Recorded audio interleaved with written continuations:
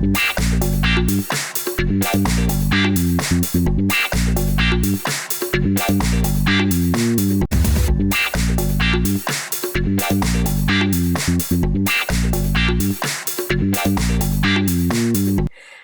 I'm Galina Bilaeva, and with me today is Kristiina Hiukka, the founder of Women in Innovation.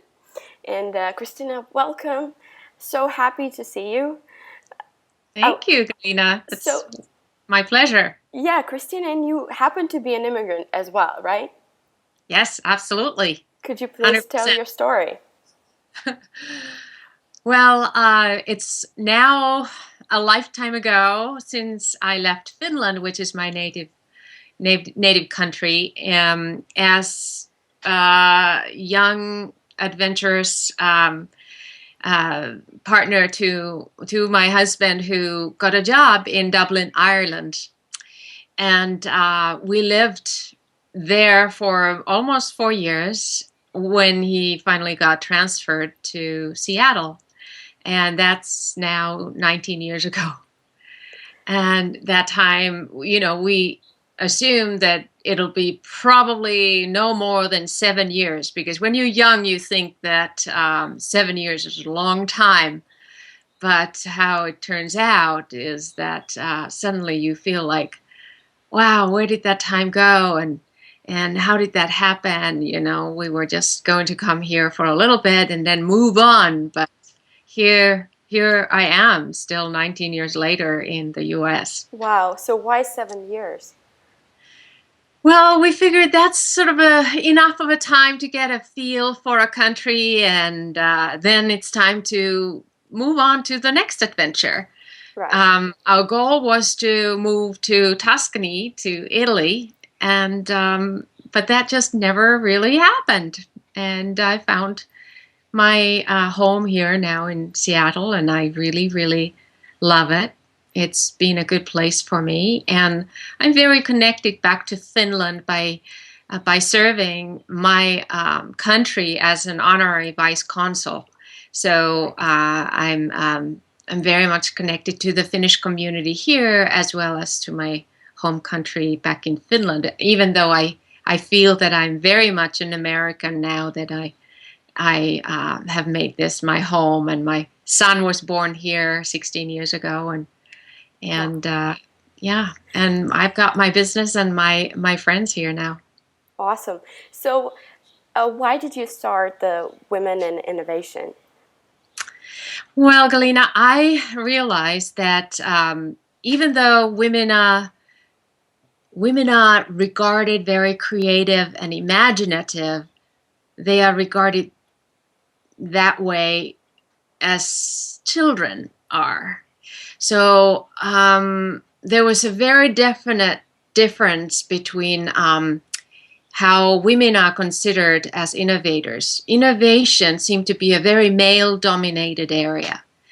And to me, it was very confusing because for the last 14 years or so, I've worked as an executive coach, as a leadership coach, and I've worked with a lot of very innovative, powerful leader type women. So to me, it was confusing that women are not seen as innovators, even though they are regarded creative and imaginative. And I started to ask people, who do they think is a woman innovator? And the number one response was one and the only name, and that was Madame Marie Curie. Right. She died 1934, and we live in this new millennium, and it was confusing to think that we would still think somebody from 1930s to be an innovator representing us women in the 2012 and 2013. So I realized that there's almost like a blind spot for us to see women as innovators, even though they are all over and around us. And I realized that it's part of the same phenomena that's everywhere. Women are, first of all, not when you ask people to think about a leader, they don't necessarily have an image of a woman. Right. These iconic images that we have come from the stereotypes, come from our history. And I wanted to shine light on the fact that, yes, there is such people out there as women who innovate and women who are working in the innovation arena and space. So that was the sort of the instigator for those for the fact that I started working towards creating a Women in Innovation Summit. And the summit happened here in Seattle last year, September 22nd. And it was a very much of a first time ever conference of its kind.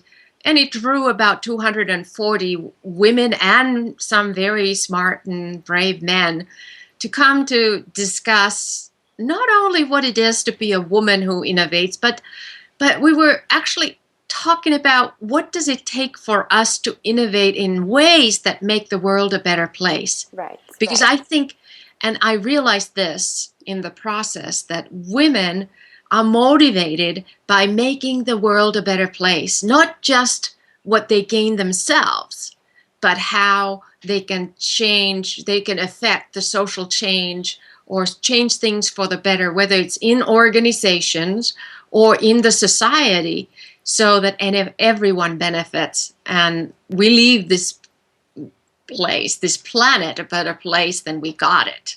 So what is innovation for you?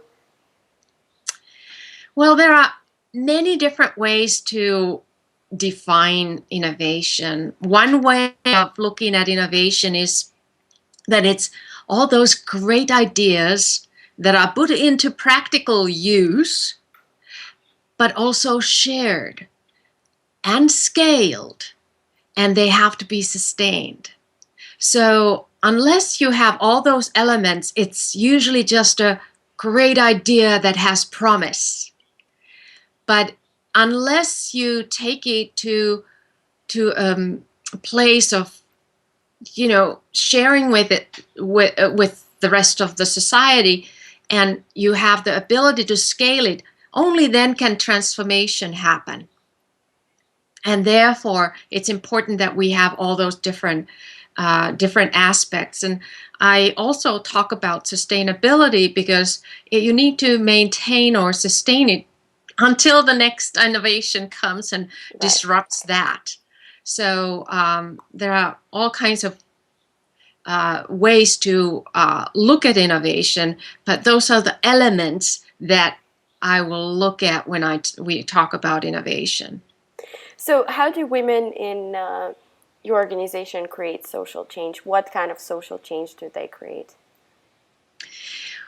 Well, we, the members, the community who are now part of the Women in Innovation, vary a wide span. There are women who innovate within their own organizations as leaders. They create new business models, or rather new leadership models. And often what I see is women coming up with a more collaborative way of doing business. What we've seen in some studies is that when women make purchasing decisions, they make them quite in a different way than men do. Women focus on looking for opportunities for new possibilities, whereas men want to narrow down the options in order to make a decision. And it's a completely different way of going about your decision making or your purchasing. And I think some of that same capability or capacity in our brains operate when we innovate, whether it's within organizations or taking an invention into the marketplace and working as an entrepreneur. Women constantly look for opportunities and expand. We explore the possibilities. It could be this and it could be that, and we involve those people, and maybe those people should be in the conversation as well. Whereas men rather just narrow it down so that they can come and make the decision, and it's simple and straightforward, and it's here. Right. And both are needed, but they just end up going different routes to these decisions. So, what is the number one challenge that women face when trying to create a social change or to innovate in their companies or in their businesses? It often starts with not being heard. We all have heard many stories about women saying that if they put out an idea, it just gets overruled, or it's not recognized, or it's not in the radar of the rest of the gang or the decision makers in the room. But then later, when a guy puts out the same idea, it's recognized and acknowledged, and then taken further. So there's still issues with how women communicate so that they become heard and respected in what they have to say. So there's give and take, and in the sense that for those who operate in the sort of the male paradigm, need to do some learning to hear everybody and respect the diversity, so that there is everybody gets to be seen and heard, right, and appreciated for their contribution, as well as for women to speak up and assert what they stand for and what their ideas are, and be part of the group, in a sense that they can actually take on leadership. So, do you think it's different for the generation of millennials now? I certainly hope so. I think so. I think it's it is changing, and hopefully it's changing because of many of those millennials parents, fathers and mothers, are seeing their capable kids in a different light than the generation before. This younger generation is definitely appreciated and heard and respected in a different way. So I hope that it is changing. In regards to innovation, whether it's somebody's entrepreneurial venture or within an organization, it always requires resources. It requires time and money and people's effort. So in regards to funding, we still have a long ways to go for women especially be funded. And that's one of the obstacles that you asked about. I just wanted to ask you a question about that. So, I see more and more organizations started by women, and in Silicon Valley, and a lot of women social entrepreneurs. And, I saw some companies that act as investors for other women. So Yes. it's really amazing that, some women really get very successful, and then they can invest into other women. Absolutely, and that's fantastic.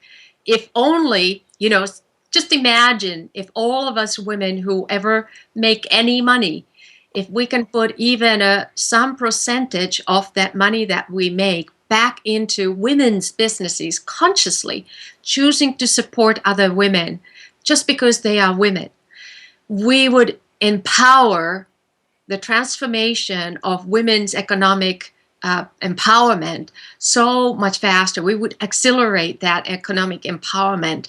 And I do hope that, we use our purse power as women to really think every time we buy something, if we can choose to buy from a woman, we would buy from a woman, or if we are in a position to be able to make investments, to invest into women's ventures. So do you think there are more, because I read about that every day. I read about women in business every day. So I see these companies every day. But is it something that is, is it changing? Are there more and more organizations, companies started by women? Yes. Yes, they are the fastest growing economic engine in that sense, that women are, I think I saw some statistics that women are founding companies 4 times more faster than men. So they are catching up very fast. Okay. However, they typically do not still have the access to funding, because it takes quite even if you create a consulting company, if you take just your knowledge and as an expert person want to create maybe a web-based business, you still need capital in order to make your marketing, put it out there. There's still a need for capital, and the more sort of inventory you have, and premises and facilities and so forth, the more you need capital. And women are still faced with the difficulty of getting that funding to sustain their businesses. So they also are failing, in their ventures. But hopefully it'll all come together, and we see more women running the companies around us. Yeah, let's hope that happens. What are you planning for Women in Innovation Summit for 2014? It's all very much in a planning stage at the moment. So we are looking at speakers who can actually add value, so that people who come to the summit can walk out with an understanding what are the next steps they can take for themselves. But even more than that, how can we generate a summit where we increase the power of collaboration exponentially? So it's all still in the works. We are talking with some of the sponsors. We are looking at a great line of speakers. So we're not ready to publicize all of that yet, but hopefully all comes together soon enough, so that in the beginning of the year we can start telling people what's coming up. Awesome. Kristiina, when you came to the US as an immigrant, what challenges did you face? Oh my goodness. I think it took me about 2 years before I actually understood how America works. There were so many different bits and pieces to this everyday life that I always said that it was my full-time job to be the immigrant manager or immigration manager for me and my husband. He was working full long days in his job and immersed in that working culture, whereas I had to find the house, the insurances, the new driver's licenses. They were just trying to find, where's the post office? How do you mail things? Where do you shop? Where do you do your groceries? Where are the doctors? Who do I trust? Who can tell me who's a good dentist? Where do I go buy my hair? So there was one thing after another, and it is so overwhelming.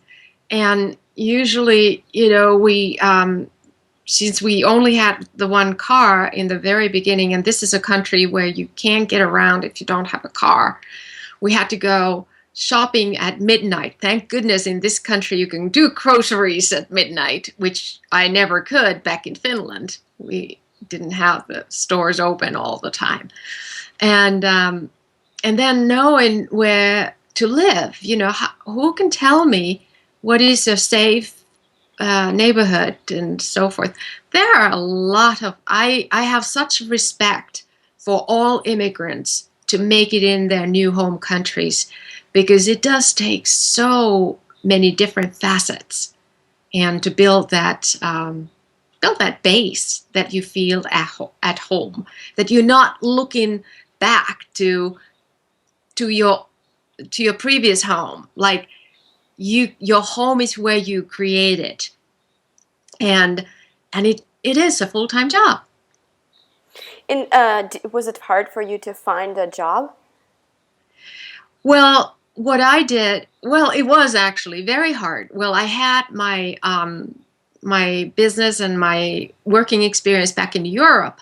I was working in England. I was working back in Finland. I had a lot of things going on in that sort of consulting business area over there. But I was not allowed to work in the States for 5 years because I didn't get my green card until 5 years later. So I was not able to contribute as a taxpayer. And after that, I actually got my training as a professional certified coach here. And then I created my own coaching business, and I did my consulting training and coaching through my own business thereon. So that gave me a way to sort of create my own work and my own job. So you did that before you got the green card, right? Well, not here, but I was able to continue consulting back in Europe, but not in the U.S. until I got my green card. Okay. And so what happened after that? How did you get around? How did you become the vice consul? Well, I always was very much involved in education, and education has been always an important part of my value system. So when my son was born, he's now 16, that time I got involved with the Finnish group, a small group that wanted to help establish a sort of a school environment for little kids, Finnish kids in Seattle. So we actually founded the Finnish School of Seattle. And I became the president of the board for that organization. And most of them at that time were all at-home moms. And since I had my background in consulting and leadership training, I was able to create the strategic plan for the school and help establish the school in the sort of very strategic ways. And the school's still booming. It's still doing really well. Kristiina, thank you so much for doing the interview with me. It was such a pleasure, and I'm really happy to share your story with everybody. Well, thank you, Galina. I wish you well, and I hope you reach a lot of immigrant women, and with your work you can empower them to really be and do what they want to do and how they want to be in this world. That's what I want to do. Okay. Thank you, Kristiina. Thank you, Galina. Bye-bye. Bye-bye.